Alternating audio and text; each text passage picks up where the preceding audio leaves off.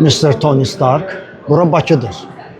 Siz Amerikada Ironman'siz. Burada isə Bakıda bizim Ironman'lər yığışmışdılar və açığın deyim ki, zalda olan dəmir adamlara diqqətlə baxanda deyə bilmərəm ki, onlardan hansı xaricdə hansı nəticələr göstəriblər.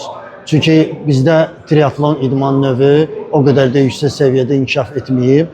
Amma söz verirlər ki, gələn ilin sentyabrında Bakıda, Bakı bulvarında keçiriləcək yarışda onlar var qüvvəsi ilə çıxış edəcəklər və ümid edirik ki, həmin yarışın qalibi Azərbaycanlı olacaq və bu yarışı çox böyük arzularla gözləyən idmançılarımız var, mütəxəssislərimiz var.